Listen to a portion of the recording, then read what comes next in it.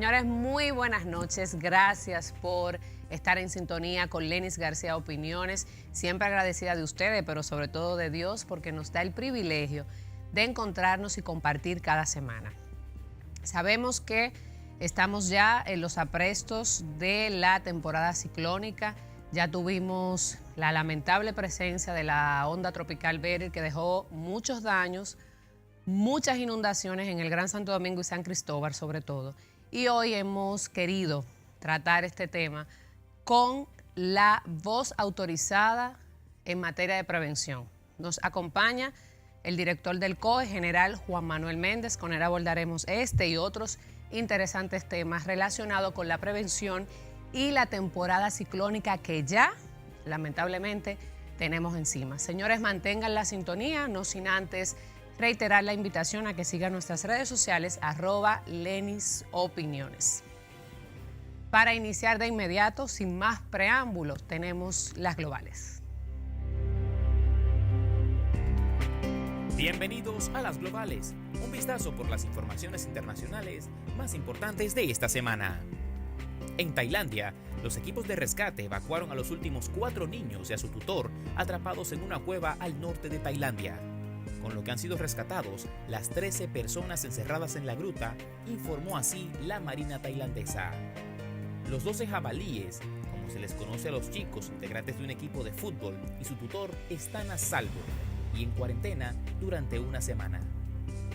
En otro orden, en San Juan, Puerto Rico, la cifra de clientes sin energía de la Autoridad de Energía Eléctrica de Puerto Rico han vuelto a subir y se sitúa en los 6.880 tras el paso este pasado lunes de los restos de lo que fue el huracán Beryl sobre Puerto Rico. Se estima que 1.527 nuevas familias no tienen luz en el país, para un total de casi 9.000 personas sin electricidad. En Puerto Príncipe, el primer ministro de Haití, Jean-Luc Lafontaine, anunció que el gobierno investigará los hechos violentos que se registraron el pasado fin de semana en el país y que dejaron varios muertos tras un aumento en los precios de los combustibles y que luego el ejecutivo dejó sin efecto.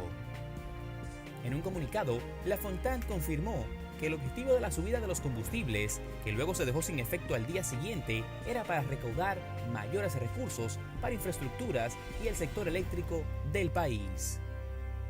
Hasta aquí las globales. Para Lenis García Opiniones, Starlin Ramírez.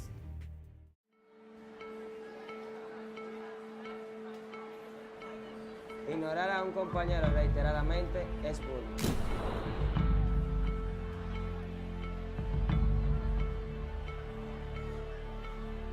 Bullying es arrebatarle sus pertenencias a alguien repetidas veces a la fuerza. Burlarse de alguien por alguna condición física es bullying.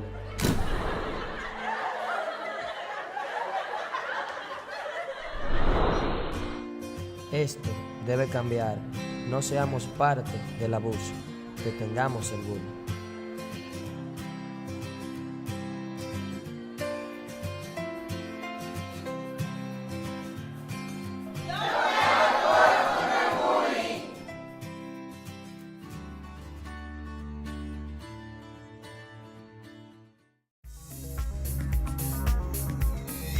Inclusión.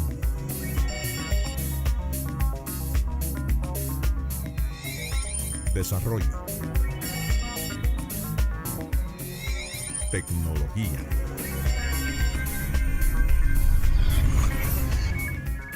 Indotel se transforma y avanza.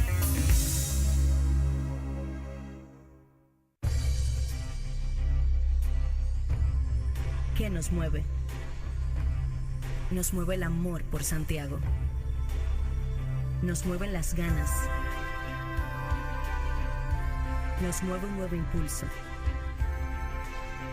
La fuerza de un nuevo espíritu. Nos mueve que pensamos de otra manera. Que somos distintos y que no nos vamos a detener hasta llevar a Santiago a un mejor futuro. Nos mueve el que tenemos las ideas y sabemos cómo hacerlo. Nos mueve un gran compromiso. El compromiso más grande que jamás hayamos hecho. Mover a Santiago. Y con nuestro ejemplo, mover a todo un país. Santiago avanza.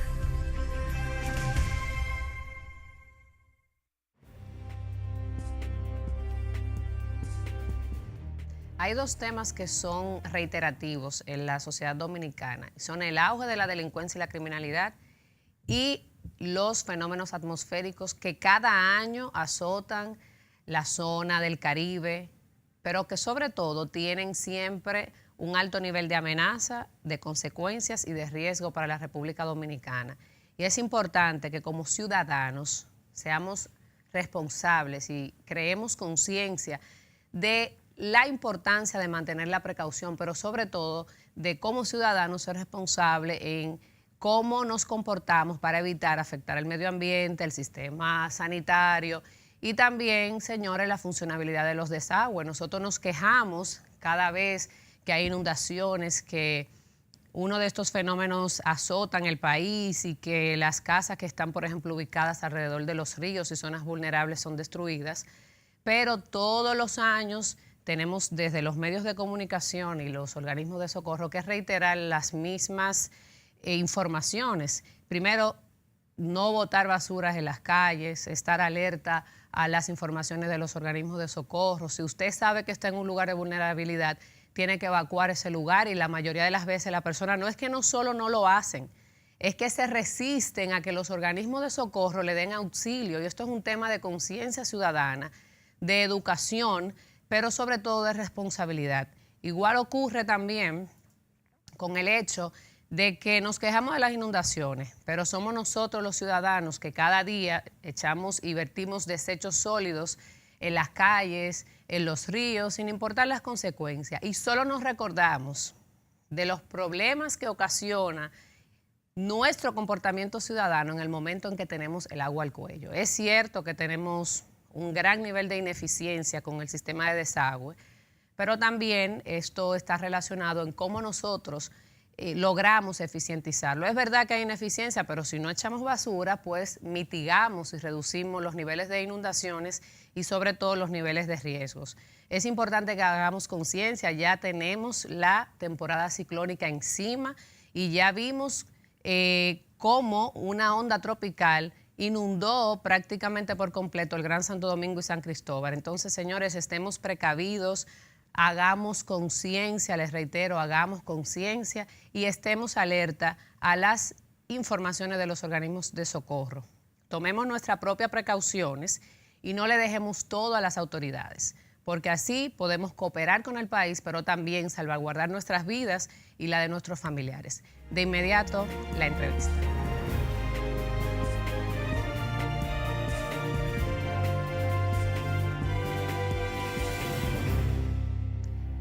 El honor de recibir en nuestro set al general Juan Manuel Méndez, quien es el director del COE, una persona y ciudadano comprometido que ha hecho una gestión sumamente eficiente al frente de este organismo que se encarga de preservarnos, de salvar nuestras vidas ante amenazas y situaciones de emergencia. Muy buenas noches, general. Para nosotros es un gran honor recibirles. Bienvenido a Opiniones. Gracias, buenas noches al país, a la orden. Bueno, sabemos que la República Dominicana, por su ubicación geográfica, está justamente ubicada en la ruta de los huracanes y eso nos obliga cada año a tener que implementar planes, tomar precauciones y sobre todo establecer estrategias para tratar de enfrentar o mitigar los daños de estos fenómenos.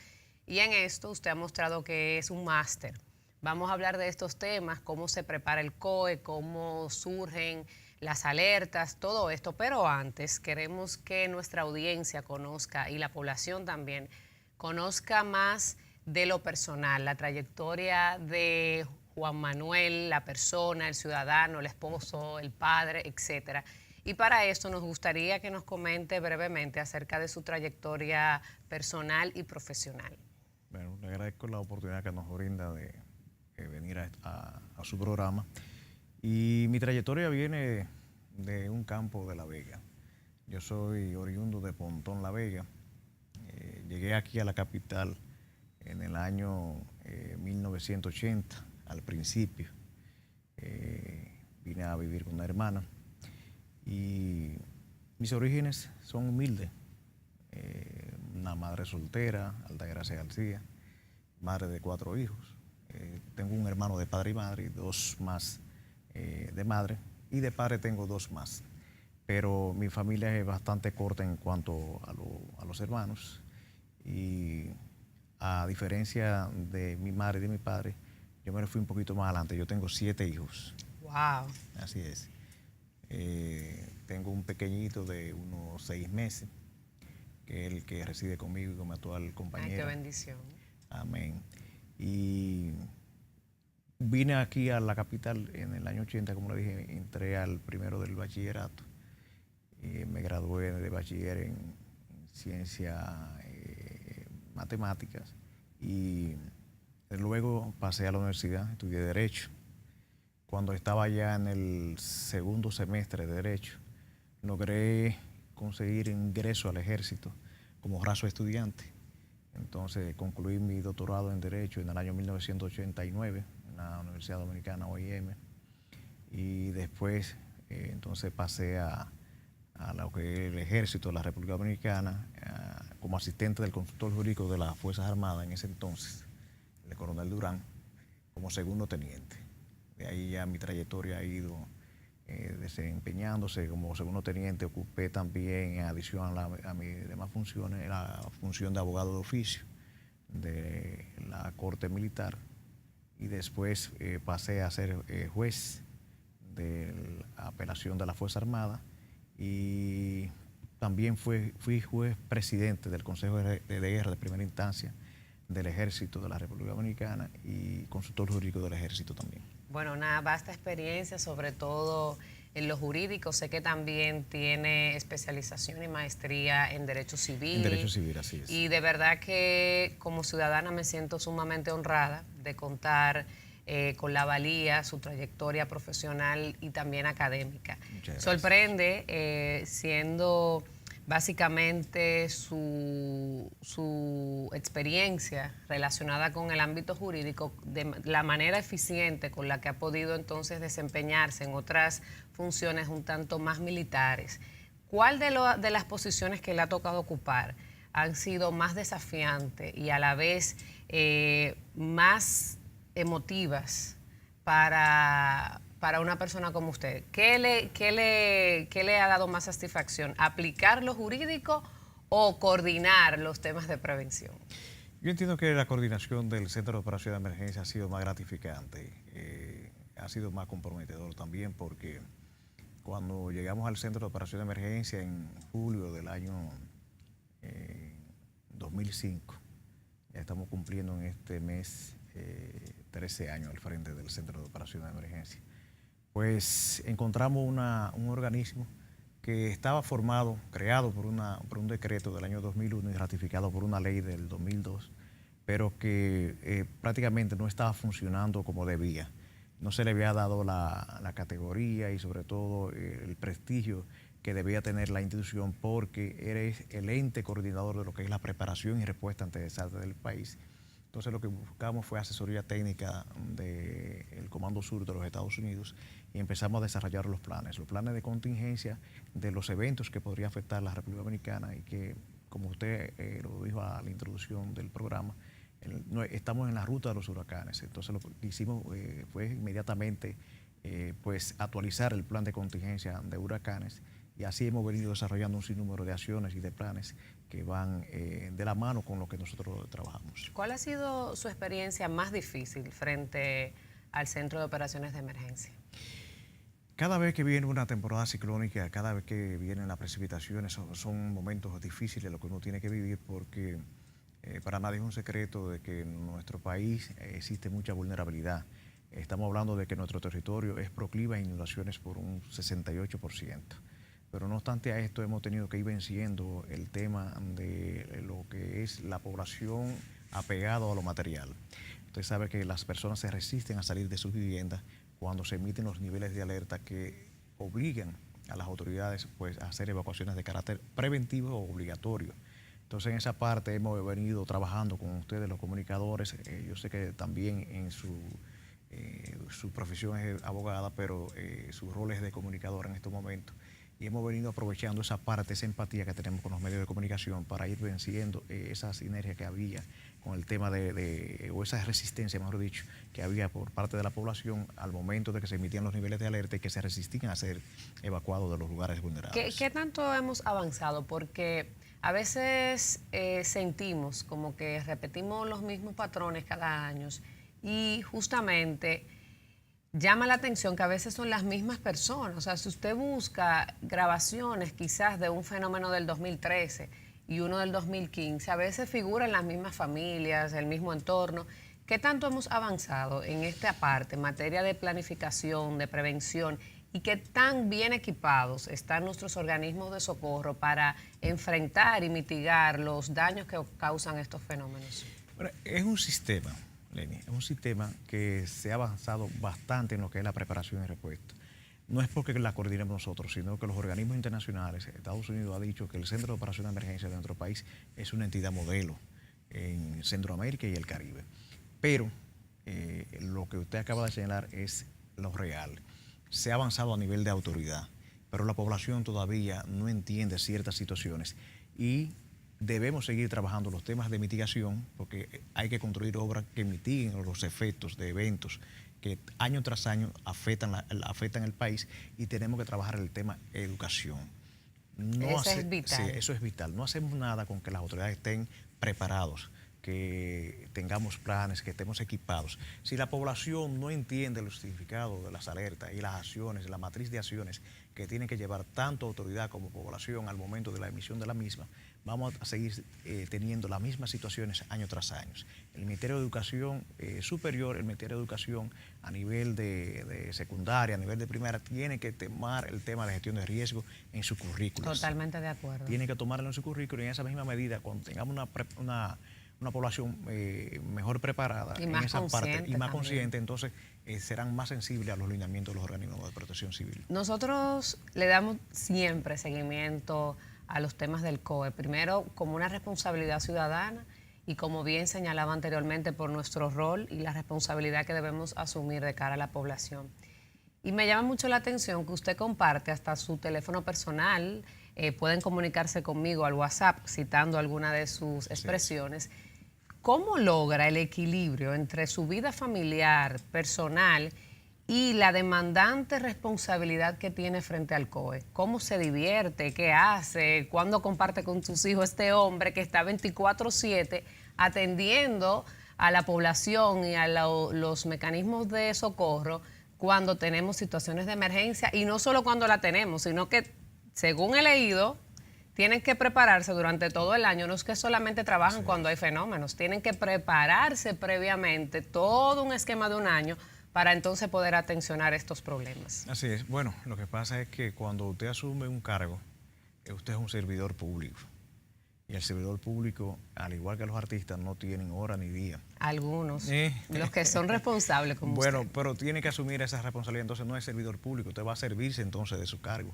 Mi misión es esa. Mientras yo esté ahí, tengo que dar mi teléfono, no solamente de mi oficina, sino también mi celular, para que la población entienda de que tiene una persona responsable al frente de la institución y que tiene que también tener contacto con ellos de manera directa para cualquier inquietud que tenga. Excelente. Este es usted que se ve en pantalla. Ah, sí. Cuéntenos cómo se divierte, qué cosas hace cuando no está frente a sus responsabilidades militares, o por lo menos cuando logra escaparse un ratito.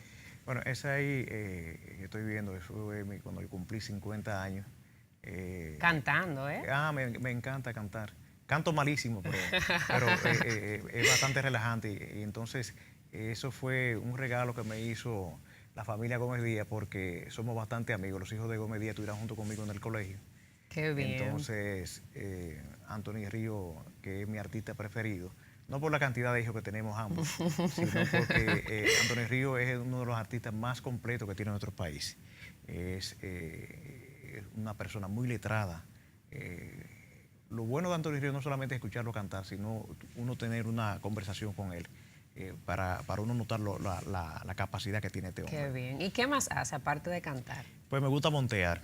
Yo tengo un buggy y entonces cuando tengo tiempo, el centro no esté activado, a veces entonces me voy con un hermano, como somos de La Vega, vamos por Guayguí, Jarabacoa, y a veces salimos a Constanza de Montejo. Qué bien, y sus hijos no se le quejan, papá, pero mira, Sí, tenemos 3 días que no te vemos. Sí, se quejan. Voy a llamar a tu asistente para que me haga una cita. El más grande era que cuando no entendía todavía, él es muy celoso, entonces me decía, papi, pero fue que tú te mudaste de la casa. Entonces, pero ya ese es odontólogo, ese tiene una especialidad en periodoncia y en implante.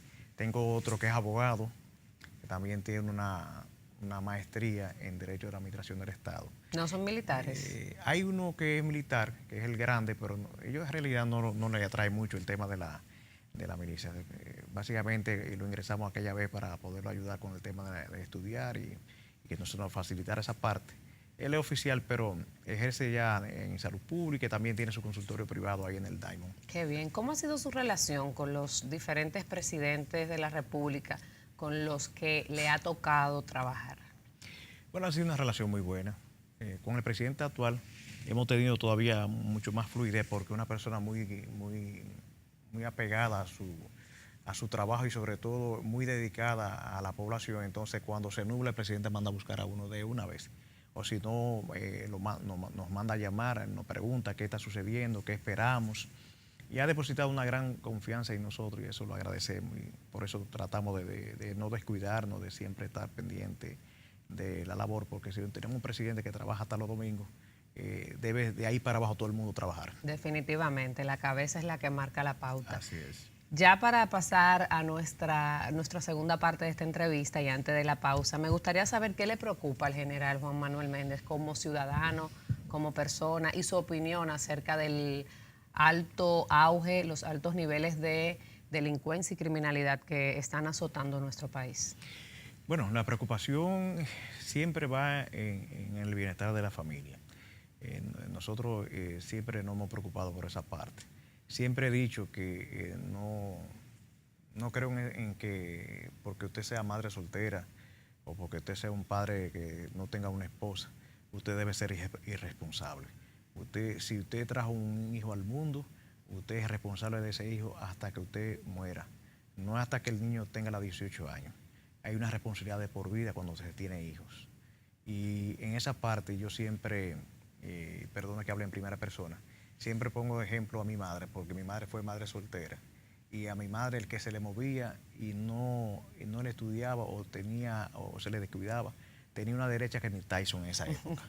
Entonces yo en esa parte no creo en el tema de la violencia, pero a veces un chancletazo evita una cárcel.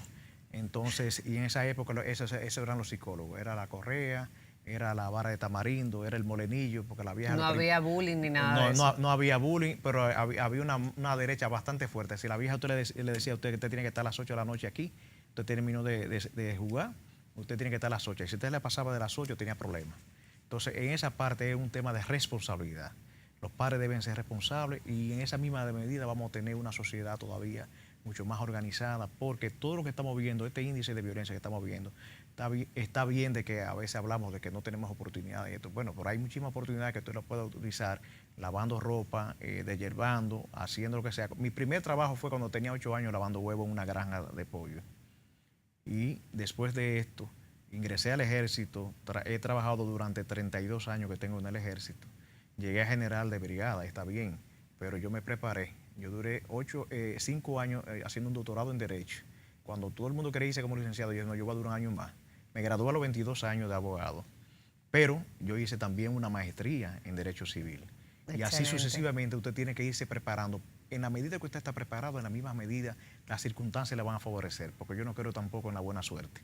Existen las circunstancias que le favorecen. Si usted no está preparado para cuando esas circunstancias se dé, usted va a perder esa oportunidad. Así es que lo que está sucediendo en nuestro país es básicamente menores teniendo hijos, dejándolos en la calle, permitiendo el uso de droga, permitiendo falta de valores. Hay que seguir insistiendo en esa parte.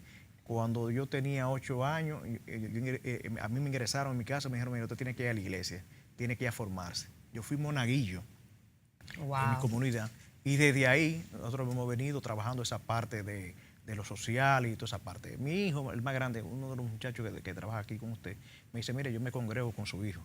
Mi hijo es evangélico, es el mayor. yo no soy evangélico, pero él decidió esa parte, yo respeto Y la esa respeta, parte. claro. Entonces, en eso es lo que nosotros tenemos que seguir insistiendo, en formar nuestros hijos, en formarlos en valores, porque no solamente usted comprarle los tenis caros o el celular más caro. O el colegio más caro. O el colegio más caro. Definitivamente. Exigiendo. Yo estudié en escuela pública hasta 8º grado. Los valores se forjan en el hogar y Así ciertamente comparto ese criterio que usted plantea en su totalidad.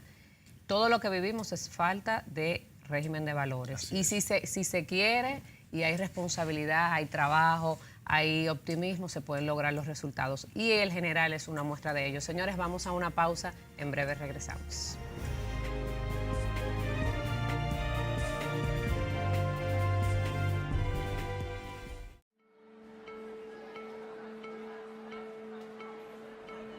Ignorar a un compañero reiteradamente es bullying.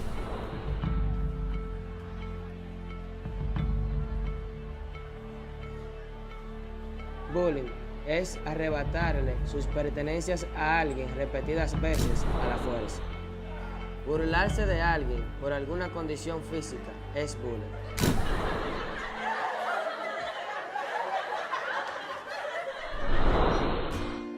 Esto debe cambiar. No seamos parte del abuso.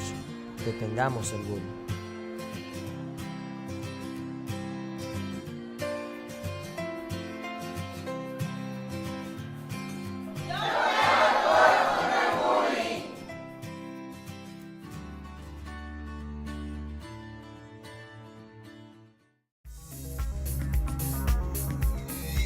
Inclusión.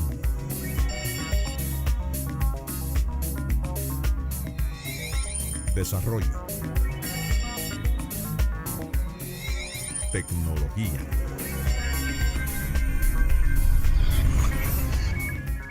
Indotel se transforma y avanza.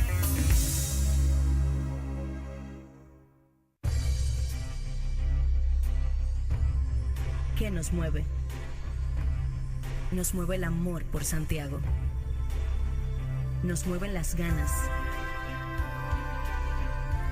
Nos mueve un nuevo impulso. La fuerza de un nuevo espíritu. Nos mueve que pensamos de otra manera. Que somos distintos y que no nos vamos a detener hasta llevar a Santiago a un mejor futuro. Nos mueve el que tenemos las ideas y sabemos cómo hacerlo. Nos mueve un gran compromiso. El compromiso más grande que jamás hayamos hecho. Mover a Santiago. Y con nuestro ejemplo, mover a todo un país. Santiago avanza.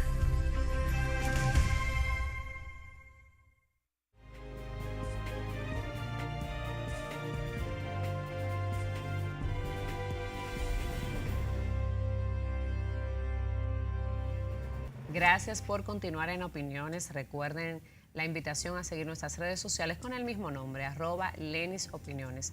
General, hablemos ahora de manera más profunda de los temas relacionados con la prevención. ¿Cuáles son, para que la población esté más edificada, las responsabilidades que tiene el COE y ante qué tipo de situaciones ustedes pues alertan, trabajan y tienen responsabilidades? Sí, lo que es bueno señalar es lo siguiente, Lenis. El Centro de Operaciones de Emergencia es un organismo que coordina la preparación y respuesta ante desastres del país. Hay otros organismos, porque es un sistema, que trabajan lo que es la parte de la prevención y la mitigación. El centro solamente se coordina esa parte y también coordina los operativos que se hacen en Navidad, Semana Santa y el 21 de enero.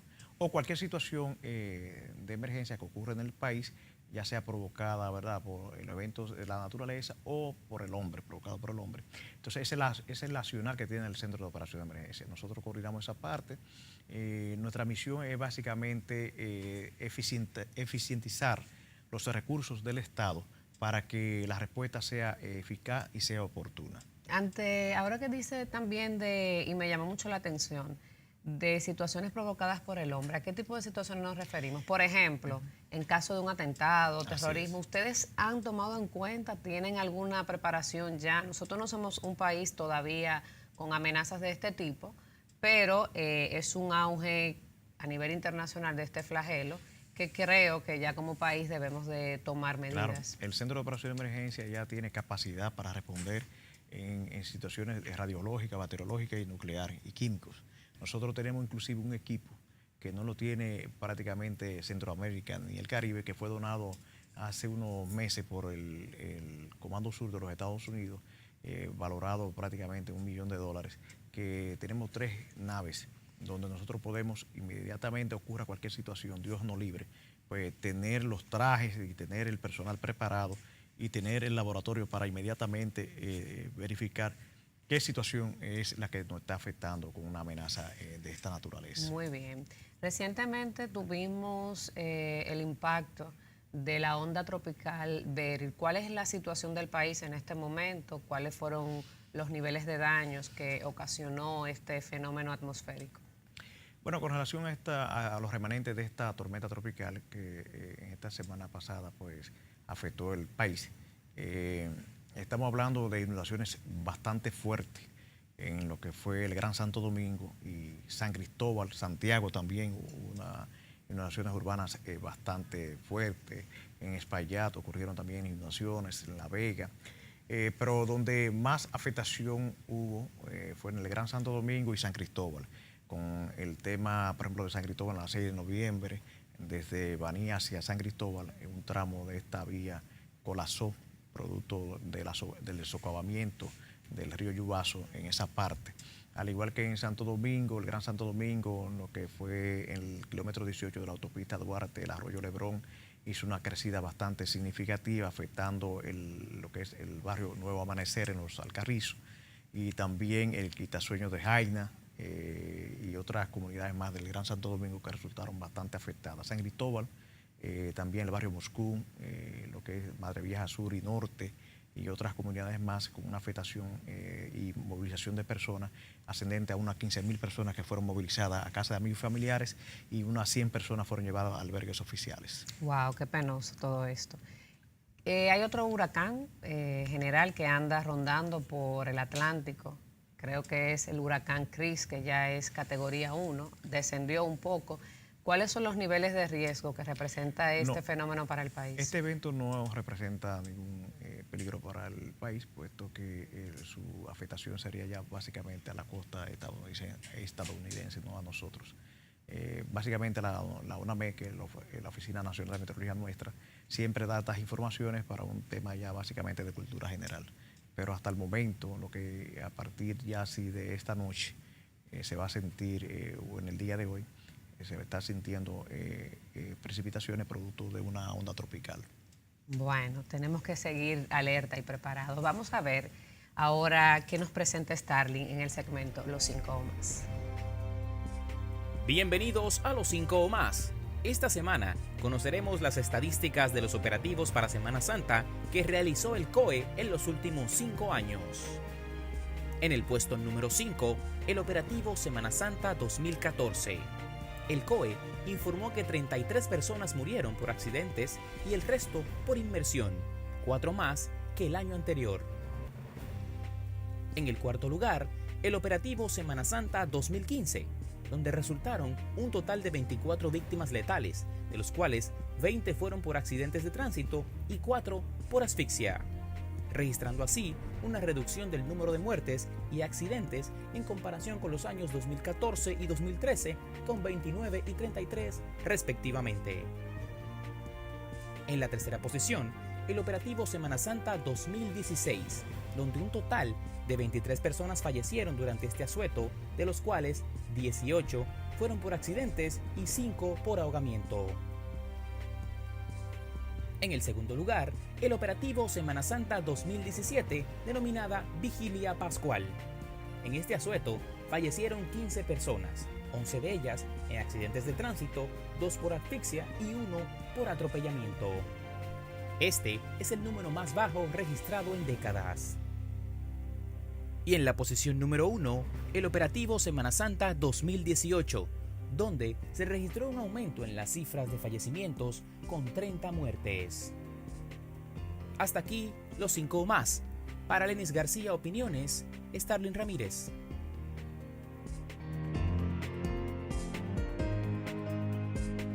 Muchísimas gracias, Starling. General, ¿qué nos puedes comentar acerca de estas estadísticas? ¿Qué tanto hemos avanzado? ¿Cuáles son las principales dificultades con las que ustedes se encuentran a menudo para lograr mitigar los efectos de todos los fenómenos que nos afectan y también de los eventos en momentos como Semana Santa, Navidad, etcétera? Interesante esa parte del recuento que ustedes acaban de hacer, pero nosotros como Centro de Operación de Emergencia nos circunscribimos a lo siguiente. No podemos medir los resultados de los operativos por la cantidad de personas fallecidas. ¿Por qué? Más bien por la reducción en cuanto a los casos y en cuanto a los accidentes. Si un accidente de tránsito ocurre con un autobús, por ejemplo, de cualquier compañía que transporte 50, 40 personas y se desliza o se vuelca y mueren estas 40 personas y solamente ocurre ese solo accidente dentro del operativo, entonces vamos a medir solamente el operativo por esa cantidad de personas fallecidas. No digo que cuando muere alguien no enlutece el país, no enlutece la familia, pero los operativos no se deben de medir por la cantidad de personas fallecidas, y no es que quiero tampoco con esto desviar la atención, sino que hemos visto, por ejemplo, cómo fluctuaron las cifras en los diferentes años. Hubo momentos en que las cifras fueron mucho menores. Por ejemplo, cuando nosotros llegamos al Centro de Operación de Emergencia, en operativo de Semana Santa, habían 100 y pico de personas fallecidas. Hemos reducido tener una media de 30 personas hacia abajo. En el operativo de este año, que ustedes hablan de 30 personas fallecidas, solamente dentro del operativo fallecieron como 15 personas. Lo que pasa es que, por ejemplo, el operativo son dispositivos que van de seguridad vial en las principales vías del país. Las otras personas que están computadas fallecieron en lugares que no había presencia de autoridad y que son el día a día de lo que ocurre en nuestro país. En nuestro país a diario mueren por accidentes de tránsito entre 6 a 8 personas. Si usted lo multiplica por la cantidad de días del operativo, sería más o menos igual la cifra. No obstante a que el desplazamiento de personas desde el interior y hacia el interior es mucho mayor que en los días normales. Claro. Entonces, eso es trabajando el tema de las estadísticas. Entonces, lo que pasa es que nosotros cuando dimos la cifra del último operativo, lo dijimos bastante claro, para que los medios de comunicación no entraran en cuestionamiento y dijeran, bueno, general, pero si en el paraje El Maizal de Villa Altagracia chocó fulanito de tal en una motocicleta a las 2 de la mañana y chocó con un poste del tendido eléctrico y falleció, entra dentro del operativo. No entra dentro del operativo. Primero, el operativo está circunscrito a las principales vías del país. Segundo, las personas que trabajamos dentro del operativo debemos trabajar hasta una hora prudente. No podemos tener las autoridades y la ambulancia puestas o expuesta a la situación que están viviendo en nuestro país con el tema también de la afectación de la misma delincuencia. Entonces trabajamos hasta una hora prudente y no es que no se responda cuando ocurre un accidente o cuando ocurre una situación, sino que no tenemos el dispositivo de seguridad vial dispuesto con los campamentos de respuesta que se dan a diario a las 2 de la mañana, a las 3 de la mañana. Y además hay horas que son pico, que en estos momentos y en feriados especiales ya ustedes tienen estadística de cuál es más o menos el horario de mayor incidencia. Las estadísticas, no solamente en feriados especiales, sino en el día a día, Lenis, nos establecen que los accidentes de tránsito, cuando pasan después de la medianoche, por lo regular son fatales. Eso está establecido en la estadística y no necesariamente tiene que estar involucrado el tema de alcohol o drogas, sino que no sé qué sucede. Si es por falta de sueño, si es descuido, si es la velocidad. El exceso de velocidad, como hay menos tránsito, la gente suele transitar más rápido. Entonces, por lo regular, un accidente de tránsito después de la medianoche es fatal. No, y para esos casos también, en esos horarios, no es que no contamos con mecanismos de asistencia. Para eso está el 911, que también brinda este tipo de servicios. Coméntenos acerca de los pronósticos para la temporada ciclónica 2018 y qué tan avanzado está el plan de contingencia para huracanes y cómo se ha definido el plan para este año. Sí. Usted sabe que la UNAMED, que es el organismo técnico científico de nuestro país que nos informa con relación a esto, hablaba al principio de la temporada ciclónica en junio, decía que se esperaba la formación de unos 10 a 12 tormentas tropicales o huracanes.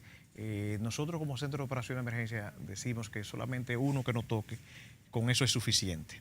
La formación de varios eventos y no nos toque, pues mucho mejor. Pero nos preparamos con un plan de contingencia que es este. Este plan de contingencia ha sido elaborado por el Centro de Operación de Emergencia con la asesoría técnica del Comando Sur de los Estados Unidos, y esto nos permite a nosotros pues responder. Las entidades que forman parte del COE, que son 22 instituciones, pues están preparadas para responder. Pero al principio de nuestra intervención, muy atinadamente usted decía, con relación a las personas, es que debemos seguir insistiendo en el tema de educación. Educación superior, educación también a nivel de primaria y secundaria, para que los niños sean multiplicadores en los hogares, crear rutas de evacuación, trabajar con las juntas de vecinos, para que puedan entender que cuando el Centro de Operación de Emergencia emite alerta, tengan conocimiento cuáles son esas alertas y para qué sirven las mismas. Sabes que a mí me causa muchísima curiosidad y quiero que profundicemos un poco más con relación al tema de las alertas. Lo vamos a hacer luego de esta pausa porque es un tema para nosotros vital con relación a la prevención. Ya volvemos.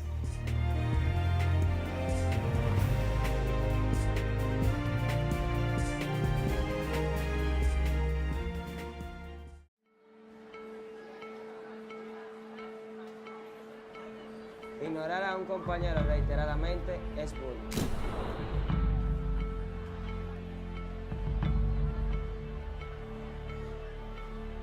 Bullying es arrebatarle sus pertenencias a alguien repetidas veces a la fuerza.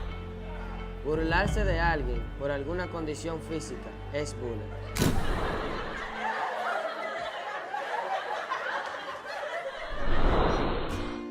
Esto debe cambiar. No seamos parte del abuso. Detengamos el bullying.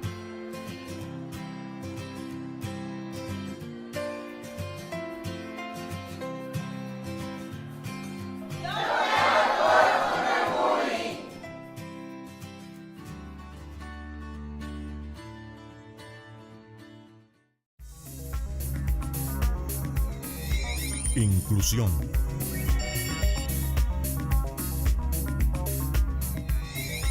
Desarrollo. Tecnología.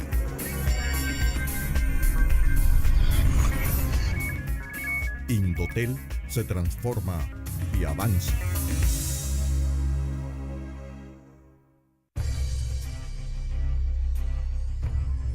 ¿Qué nos mueve? Nos mueve el amor por Santiago. Nos mueven las ganas.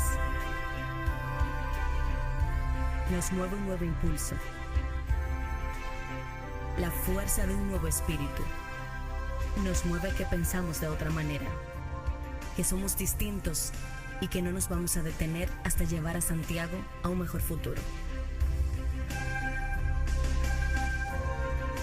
Nos mueve el que tenemos las ideas y sabemos cómo hacerlo. Nos mueve un gran compromiso. El compromiso más grande que jamás hayamos hecho. Mover a Santiago. Y con nuestro ejemplo, mover a todo un país. Santiago avanza.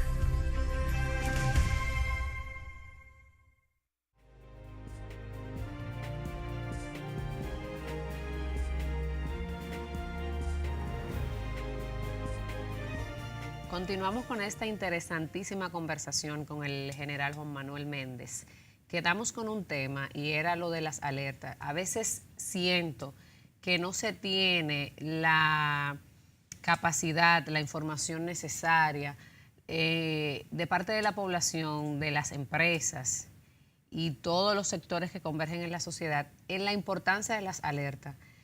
¿Qué indica cada una de estas alertas? Y algo que siempre genera pues polémica es el hecho de que cuando se da una alerta roja se supone que las empresas, las instituciones deben de brindar facilidades por lo menos a aquellos empleados que vivan en zonas vulnerables, y esto no pasa, y a veces acontecen sucesos lamentables por esta situación donde hay una alerta roja y la población sigue laborando, todo sigue marchando como si no estuviese pasando nada. Sí. Bueno, en las alertas, el significado científico, por ejemplo, de una alerta verde es aquella que se declara cuando la expectativa de un fenómeno le permite prever la ocurrencia de un evento adverso para la población. Pero nosotros, preocupados por esa parte, dijimos, bueno, pero hay personas que ni siquiera saben leer. Entonces, si tú le hablas de que esto significa tal cosa, no lo va a entender. Entonces, lo que traducimos a una alerta verde, estar atento. Una alerta amarilla, estar preparados. Una alerta roja, estar listo en un lugar seguro. Tiene que estar en su casa o tiene que estar en un albergue oficial, porque ya el impacto de ese evento está afectando el país. Entonces, ¿qué pasa, general, cuando vemos que incluso a veces los colegios, los padres tenemos que de manera independiente y responsable decir, no, mira, hay una alerta roja, yo no mando a mi hijo al colegio porque yo como padre, como ciudadano, yo sé lo que significa? Pero miles de dominicanos, miles de personas o millones, porque ocurre con la mayoría, tienen que ir a su trabajo a pesar de que hay una alerta roja. ¿Qué sucede entonces en estos casos? ¿Por qué no se sancionan las empresas? ¿Por qué no hay quizás un plan de comunicación o ya incluso tomando en cuenta que con el cambio climático los pronósticos son desalentadores de que cada año aumentarán este tipo de fenómenos, sobre todo en esta zona de América? Entonces, ¿por qué no establecer un sistema comunicativo tal que desde que hay una alerta roja ya todos tomemos precauciones, pero incluyendo a las empresas? Nosotros hemos logrado esto con el Ministerio de Educación, tanto el doctor Navarro y también con doña Alejandrina, esa parte de cuando se emite un nivel de alerta roja, donde esté, no hay docencia. Debemos seguir trabajando estos temas y debemos trabajarlo ahora con el Ministerio de Trabajo. El tema de que cuando se emite un nivel de alerta roja, sea automático. Claro. El hecho de que se suspenda la labor en el lugar donde se emite el nivel de alerta roja, porque se supone que cuando hay una emisión de una alerta es porque hay un aviso ya de inundación o un aviso de huracán o está impactando un peligro inminente. Un peligro inminente. General, nosotros tenemos también a través de nuestras redes sociales diversas preguntas e inquietudes de nuestros seguidores. Vamos a comenzar con Eugenia Payán. Ella dice, siempre he querido ser voluntario del COE. ¿Cómo puedo informarme para formar parte en algún operativo? Bueno, el Centro de Operaciones de Emergencia es un organismo bastante pequeño, pero a su vez se nutre de muchas instituciones. Entonces, no tenemos un personal voluntario porque quienes manejan los voluntarios es la Defensa Civil. Pero usted puede estar en contacto con nosotros a través de nuestras redes, puede ser multiplicador, por ejemplo, y una forma de ayudar de las informaciones que emite el Centro de Operaciones de Emergencia a través de las redes sociales. Puede tener un contacto de manera directa conmigo, mi celular 809-773-4447, o puede también accesar a mis redes en Facebook, Twitter e Instagram. Y mantenemos un contacto y por favor difundir las informaciones que emite el Centro de Operaciones de Emergencia, que es una forma de uno multiplicar y alertar. Y descargar también lo que es la aplicación que él tiene el Centro de Operaciones de Emergencia, que es una app que sirve para alertar. Se llama Alerta COE, está en los teléfonos iOS y también en los Android. Excelente. Y qué bueno que la población se interese por formar parte de estos operativos. Son 22 instituciones, o sea que en cualquiera de ellas quizás tengas un espacio, y gracias. Seguimos con María Salazar. Ella dice, quiero saber si entiende que el gobierno le asigna la cantidad de recursos necesarios. ¿Operan los voluntarios en condiciones apropiadas? Bueno, el gobierno, como usted lo acaba de señalar, Lenis, nosotros nos nutrimos de 22 instituciones. Lo que hacemos es que eficientizamos los recursos de esas instituciones. El COE, gracias a Dios, no maneja esos grandes recursos, por eso tenemos tanto tiempo manejando el COE. Entonces, en esa parte, por recursos, yo nunca me he preocupado porque no me ha interesado manejarlo. Quizás si estuviésemos en una institución donde se manejaran recursos, tuviésemos 60.000 personas detrás de ella para serruchándonos el polo y hablando mal de nosotros. Todo el mundo quisiera ser director del COE, pero yo creo que esa responsabilidad poco la pudieran asumir porque eso conlleva un gran nivel de compromiso y de sacrificio. Seguimos con Luis Ruiz. Dice, quiero saber si está preparado el COE para asistir frente a terremotos, maremotos y demás fenómenos naturales. No me pierdo el programa. Muchísimas gracias, Luis. Sí, el Centro de Operaciones de Emergencia cuenta con un plan de contingencia para terremotos. Lo hicimos en el año 2009, en diciembre del 2009, y desafortunadamente tuvimos que ponerlo en vigencia con el terremoto ocurrido en Haití en enero del 2010. Nuestro Centro de Operaciones de Emergencia en nuestro país sirvió de plataforma para dar la primera respuesta a lo ocurrido en Haití, porque sus aeropuertos, sus principales vías y sus puertos colapsaron. Entonces fue desde el COE y desde nuestro país que se dio la primera respuesta a Haití. Muy bien, de hecho usted fue uno de los protagonistas en cuanto al rescate del vecino país luego de este difícil terremoto, y eso también le hizo merecedor de varios reconocimientos, incluso del gobierno. Recientemente también fue destacado en el libro Grandes Dominicanos, y de verdad que fue de mucha... un grato asombro. Primero la entrevista y conocer un poco acerca de lo que ha sido su trayectoria.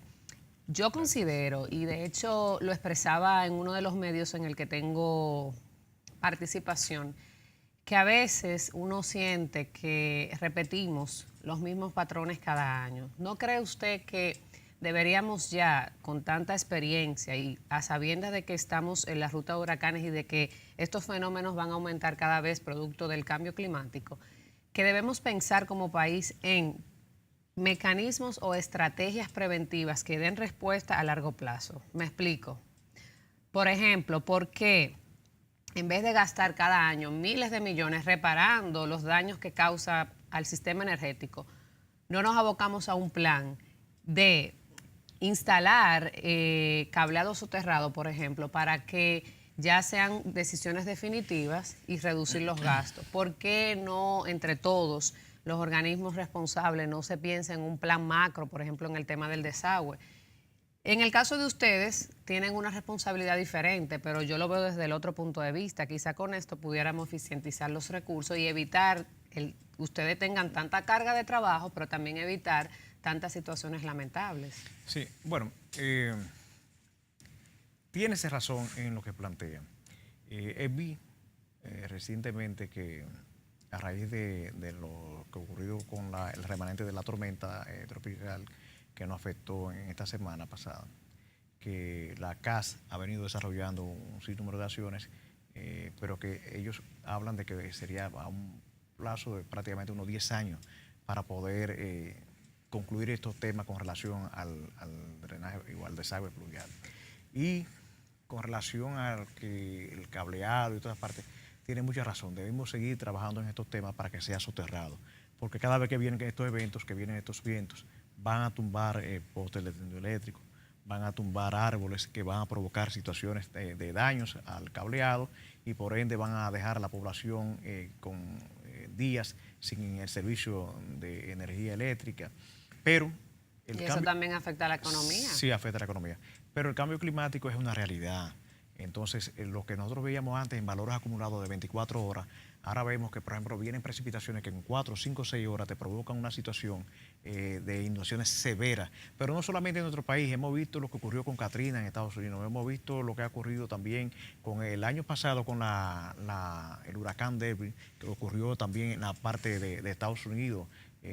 No recuerdo si fue en Texas, no recuerdo el estado en que ocasionó unas inundaciones severas. Vimos lo que ocurrió en Francia, vemos lo que ocurre también en Bogotá, vemos lo que ha ocurrido en Venezuela con el tema también de las inundaciones, esas riadas enormes.